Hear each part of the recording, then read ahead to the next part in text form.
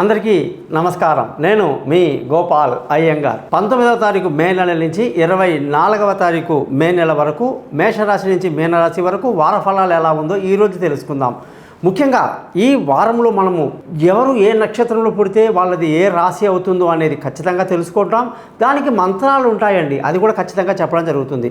ఈ వారం కానీ గ్రహస్థితి చూస్తే శుక్రుడు వృషభ రాశిలోకి రావడం, సూర్యుడు వృషభ రాశిలోకి రావడం అనేది చాలా పెద్ద మార్పు అన్నమాట.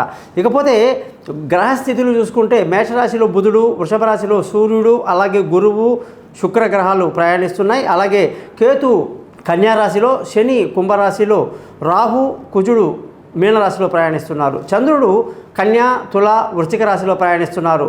ముఖ్యంగా ఈ గ్రహస్థితులను బట్టి 12 రాశులకు ఎలా ఉందో తెలుసుకోబోయే ముందు మీరందరూ కూడా ఈ వారఫలమే కాకుండా మీ జాతకం ఎలా ఉంది, అంటే మీరు పుట్టినప్పుడు ఉన్నటువంటి గ్రహస్థితులు ఏమిటి, ఆ రోజు ఏ లగ్నం, ఏ నక్షత్రం, ఏ రాశి, ఏ దశ, ఎందులో మీరు జన్మించారు, అలాగే దాని యొక్క స్థితులు బాగున్నాయా లేవా, దానికి ఏమైనా పరిహారాలు ఉన్నాయా అనేది కూడా మనం తెలుసుకోవటం వల్ల జీవితాన్ని మనం చాలా ఆనందమయంగా తీసుకెళ్ళొచ్చు అన్నమాట.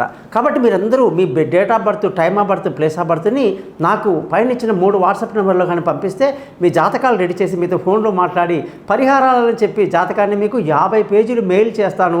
ప్రతి ఒక్క మాట మనం మాట్లాడేది కూడా వాయిస్ రికార్డ్ అవుతుంది. ఆ రికార్డు కూడా మీరు మాటిమాటికి వినొచ్చు అన్నమాట. సో ఇలాగా మీ జాతకాలు తీసుకోవడానికి నన్ను కాంటాక్ట్ చేస్తారని, దానికి చిన్న గురుదక్షిణ ఉంటుంది. తప్పకుండా జాతకం చెప్పించుకున్నప్పుడు గురుదక్షిణ ఇవ్వాలి అనేది ఒక నియమం ఉంది కాబట్టి మినిమంగా పెట్టారన్నమాట. ఇకపోతే మీరందరూ కూడా ఎవరికైతే డేట్ ఆఫ్ బర్త్ లేదో వాళ్ళు ముఖం కనిపించే ఒక ఫోటో, కుడి చేతి రేఖలు మగవాళ్ళు, ఎడమ చేతి రేఖలు ఆడవాళ్ళు పంపించండి. మీ జాతకం రెడీ అవుతుంది, మీతో ఫోన్లో మాట్లాడతాను.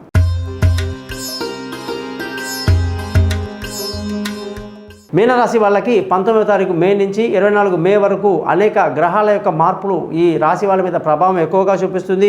అయితే కొన్ని చాలా ఫేవరబుల్గా ఉన్నాయి. సూర్యుడు 3వ ఇంటికి అంటే వృషభ రాశిలోకి రావడం బ్రహ్మాండమైన ఆరోగ్యాన్ని, శత్రువులు మిత్రులయ్యే అవకాశాన్ని, అప్పులు తీరే మార్గాన్ని చక్కగా చూపిస్తున్నాడు సూర్యుడు.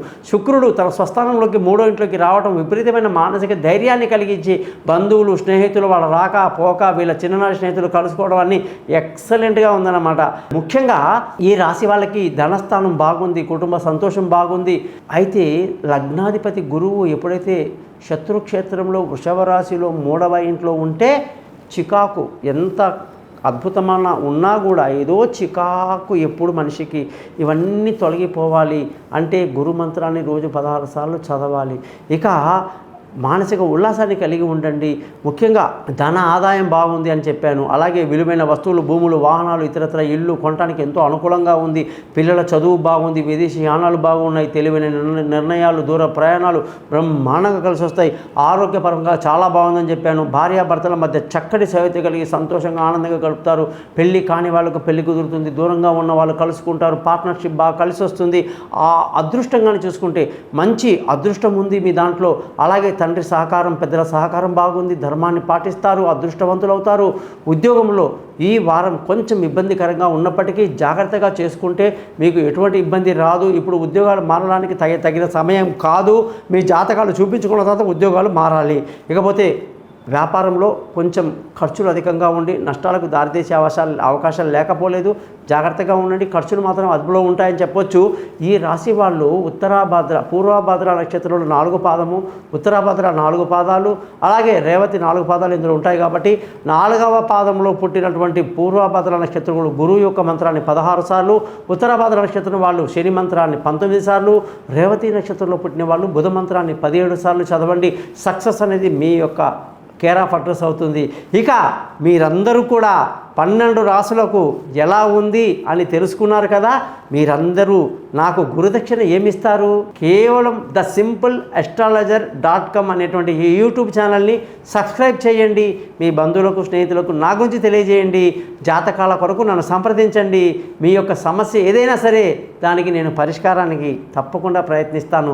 నమస్కారం, మీ గోపాల్ అయ్యంగార్. శ్రీమతే రామానుజాయ నమః.